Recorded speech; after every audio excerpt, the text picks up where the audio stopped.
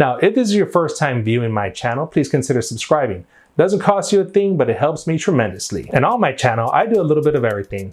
Statues, figures, art prints, etc. Large scale, small scale, doesn't really matter. This is all stuff from my own personal collection, so you know I'm a true fan.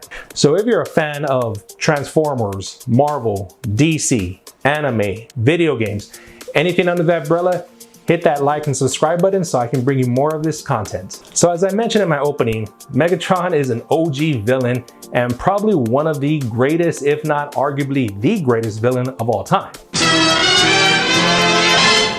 So let's first start off with the feature that I love the most on him. Look at that light up feature, both in the eyes and that cannon right there. Now, one of the biggest differences with Megatron and the Optimus statue that I have is that Megatron's eyes are powered by two AA batteries versus Optimus, who had those very tiny little round batteries. I don't even know what you would call them.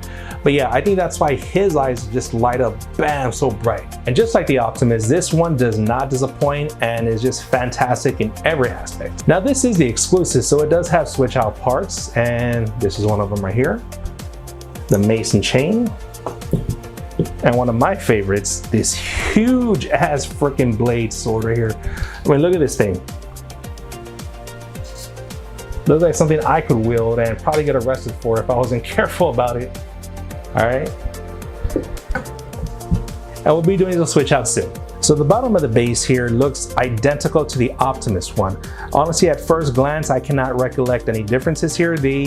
I think they're actually the same base, or I should say the bottom of the base. Only difference here being the Decepticon symbol, obviously just like the Optimus one, Autobot, the one that comes off right here. Okay. And yes, this statue breaks apart into multiple pieces. And yeah, it's a headache to put together, and I'm pretty sure it's gonna be more of a headache to put it back in the box. But moving on with the base. The base here of Megatron, we can see he's standing on some kind of combination of a metal fixture that's maybe built into a rock or a side of a mountain, with the middle being kind of a sand element, I should say. So right here, Megatron on his right foot, he's standing on some kind of metal platform. His left foot here, he's standing on a rocky platform. And in between his legs, we can see looks like sand, honestly, as I mentioned before, not mud, actual sand. But I think it's an awesome base in a couple of ways because yes, we have three elements. We have metal, rock, and sand. And yes, the texture work in all three are done very well. Moving up to Megatron himself, overall paint of the statue, yes, he is clean. He's not battle damaged. Just a couple of little scuff marks here and there. You know, he's not perfect out of the factory, you know, super 100% clean, but he's not battle damaged. He looks like he probably, you know, he has a little bit of wear and tear. As you know, he is the leader of the Decepticons, always going into battle with different people. And, you know, he's not going to be in perfect shape, you know, but he has no battle damage. The paint is just kind of scuffed here and there to make him look like he's just not a rookie in battle. So the paint job throughout the statue, yes, it is clean, except for the few scuff marks like I mentioned, except for the bottom of his feet, which I feel is a very excellent attention to detail. What I mean by that, he's standing in this environment and the bottoms of his feet do reflect that. So they're not super clean like the rest of the statue. They do kind of have that dirt and grime on the bottom of his feet, which is where the sand comes in. Now moving on from the bottom up, Megatron here has tons of detail. Now he does not have as much detail, I should say, as the Optimus. Now the reason being is because Optimus transforms into a semi-truck versus Megatron here, he transforms into a gun. So it makes sense that in his robot form, just like Optimus, he has less so much texture, he has more kind of smooth surfaces, because when a gun is supposed to be, you know, very smooth and clean surfaces, versus if you think like of a semi-truck like Optimus, lots of indentation, grooves, you know, all kinds of complex moving parts, etc. You know, but Megatron here transforms into a gun, and that's why he has a lot of smooth surfaces. But despite that, he does have a lot of details and texture work throughout the statue here. So we can see Megatron is very beefy, very bulky, very intimidating, and a very dominant, evil character. Just to reference some of the detail and the texture work here, you know, in his legs, we have different, you know, compartments as far as his legs right here on the sides. You know, right here, there's kind of nuts and bolts within his legs. and in the back and the bottom, kind of everywhere, a little bit here and there. But again, for the most part, he's smooth. His thighs here do have more texture work, more details as far as mechanical workings of him being in his robot form. And that translates all the way up to his torso here and his chest. But again, most of Megatron here is kind of smooth, clean. But yes, there is that attention to detail that Prime 1, got it. They didn't have to make them overcomplicated, because just like the Optimus, this is G1 Megatron. And what I always reference is, yes, I do see other statues of not only Megatron, but other Transformers that are very, very, very complicated, very detailed, very intricate. But my whole thing with Megatron, like I mentioned before, he turns into a gun. Well, because this is G1 Megatron, he turns into a gun. So if you're gonna make a G1 Megatron, make it update, more modern, just like this one here, okay? Because I feel when it becomes more complicated, I'm like, wait a minute, he turns into a gun. A gun's supposed to be nice, clean, and smooth. And I think that's what Prime 1 did. They took Megatron, took it to the next level, made it more modern, more detailed, etc., but didn't go overboard. I've always questioned this in the cartoon. During his robot form, this is Megatron's cannon, which is freaking huge, right? In one shot from this, instant kill, okay? But the funny thing about it, this part right here in his back, okay, when he transforms, this actually turns into the barrel of the gun, right? But yet in his robot form, this is his gun, okay? Just size comparison real quick.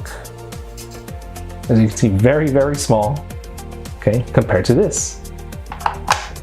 Now, when he turns into the gun, this is the barrel of the gun, like I mentioned before, but his gun here in his robot form turns into the scope. So it's like all magically, this becomes freaking huge and big, and this becomes a little bit smaller. Kind of weird, I know, but hey, we're dealing with cartoons and it's not supposed to make sense, but hey, that's one thing I've always just, wait a minute, that doesn't make any logical sense. Who cares though, still badass. So just show off the back, and yes, I had Megatron displayed in front of one of my mirrors for years, so you could actually see all the details in his back here, okay? He does have a lot of, layers, different parts of, metal on top of metal here. Not too complicated, like I mentioned before. And I love the little red accents throughout the statue. We have the red accents right here on his feet, his knees, his waist, his arms, the back of his arms. And I think that red accent really is complementary to the statue, because it breaks up the whole silver and black, silver and black, silver and black. And I really love it. This is just me being biased, because my favorite color combination is red, black, and white. So when I see this, I'm like, perfect statue for me. Let's move on and do a little bit of switch outs. So let me turn the cannon off first. Okay, comes off right there, as you can see. Lights up, okay. And his arm comes off right here. There we go. Okay. And first switch out right here is his mace. Okay. Now what I really like about this mace is that it's a real ball and chain. Okay, so it's not stiff. You can see it moves around. Okay. So that y'all see it right there.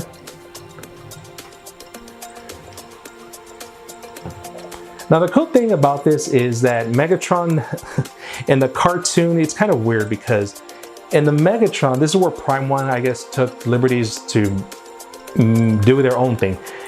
In the cartoon, Megatron did have this mace, but it was like energy, like power.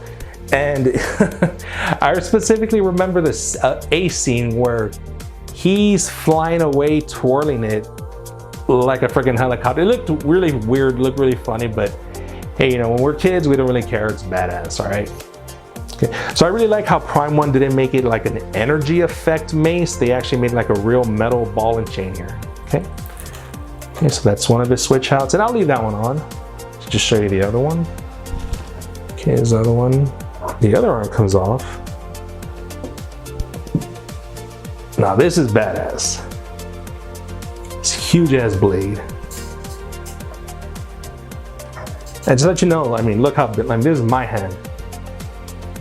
See how big that thing is? It's like a real freaking knife. So just kind of do like a mental comparison, right? I'm here holding this big ass knife in my hand, you know, and as you know, being my size, I consider this a big ass knife. It is a statue, I believe it's quarter scale, and we're gonna be putting this big ass blade on him. All right, there it is.